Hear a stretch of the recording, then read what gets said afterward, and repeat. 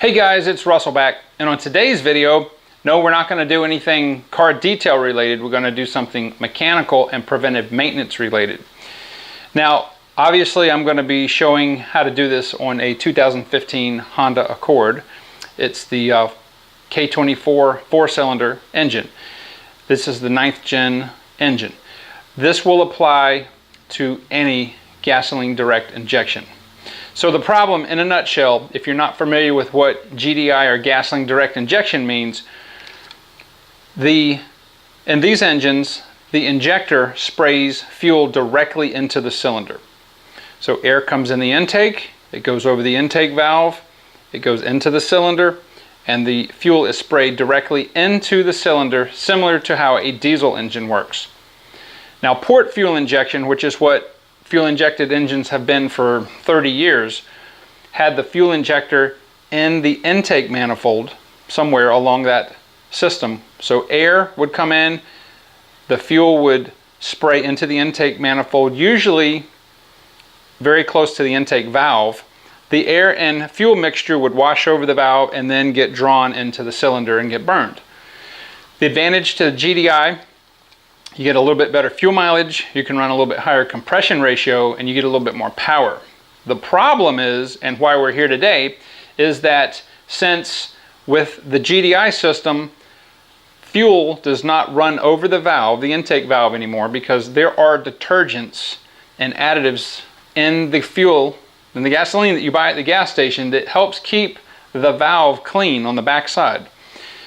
You have exhaust gas recirculation, you've got oil vapor, you have all that stuff coming through, and now that is landing on the back of the valve, and what happens is over time you get a coking, a very hard carbon deposit on the back of the valve. It can cause hard starting, it can cause rough running, poor gas mileage, pre-ignition, a whole host of problems.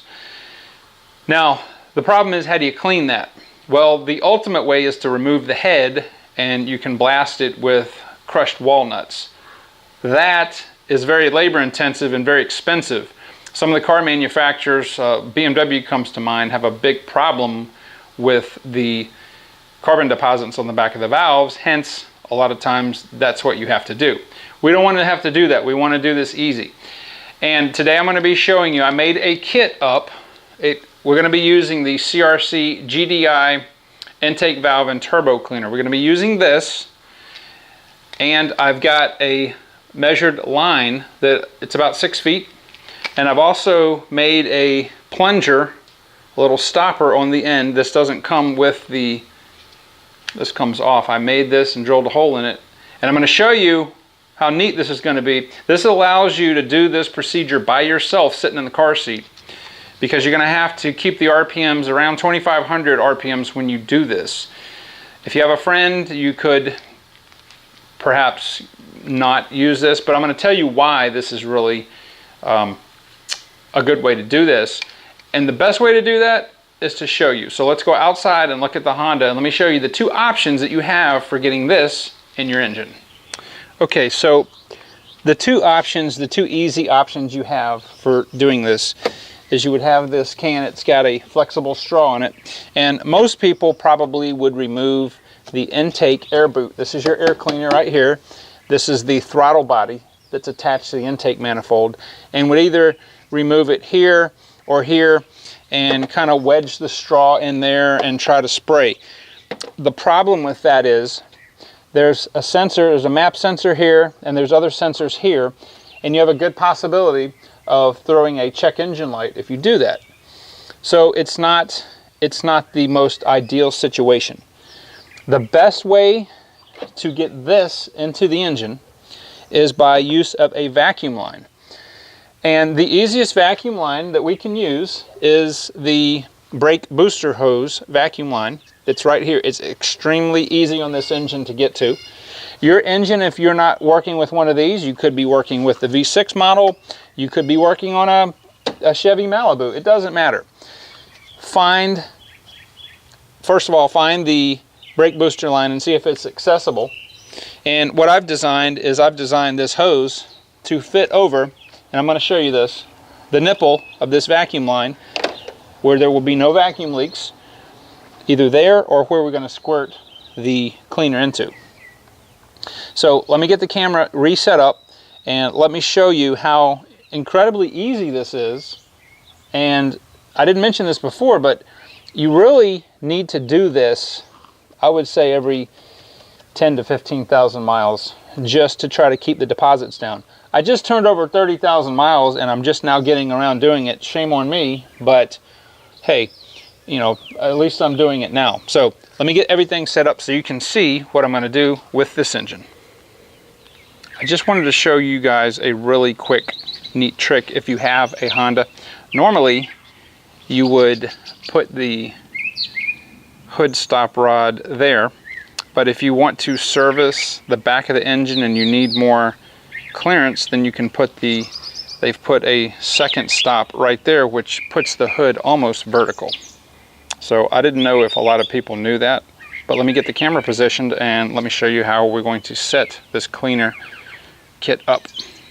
All right, so as you can see, here is the brake booster vacuum line. It goes to the intake manifold right there. There is a plastic nipple that sticks up, and I'm going to take some needle nose pliers.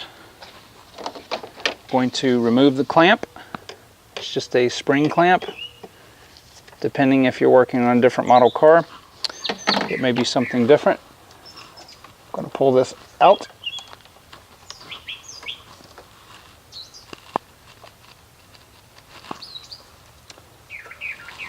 Okay, I'm just going to put this aside, and then the nipple that's sticking up there, I'm going to place my hose on,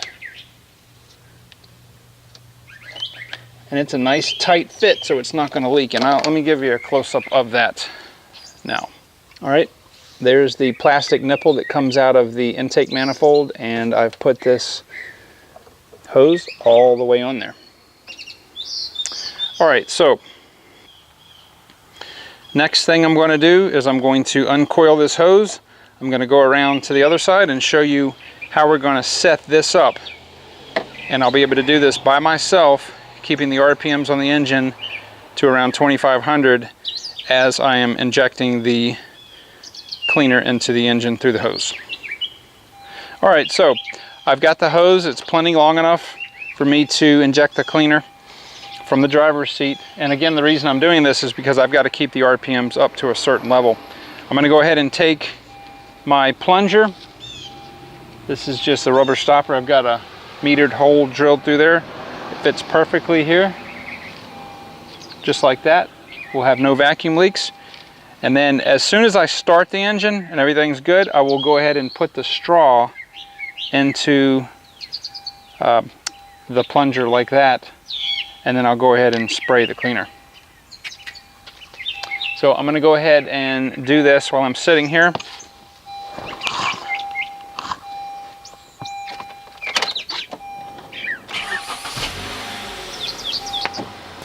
See, there is a nice vacuum source here, and I'm just going to go ahead and put that in like that.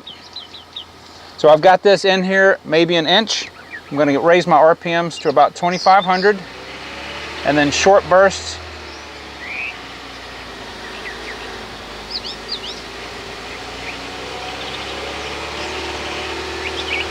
And every time I do that, I can hear the engine stumble a little bit.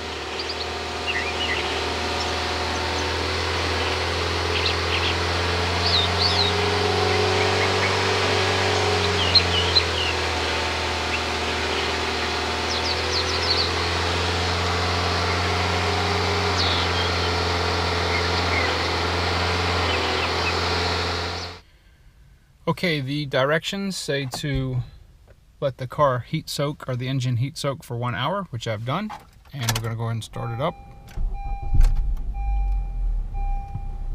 Now, I don't know if you guys noticed during the video, but the engine was running really rough, as it will. And the check engine light was flashing. I put the scanner on it and there were absolutely no codes at all. You can see there's no codes. And we're just going to go ahead and drive the car. It said to drive it for 10 minutes at highway speed. So that's what we're gonna do.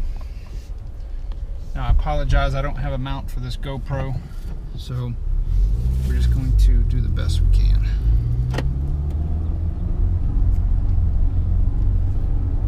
Okay, there's copious amounts of blue smoke coming out.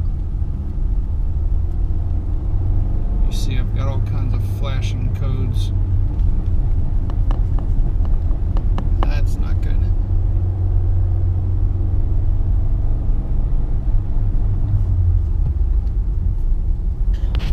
Alright, so here we are back.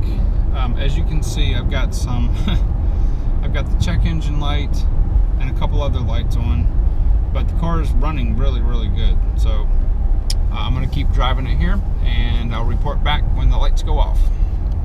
Alright, here we are back in the Honda, and I want to show you guys that all is well.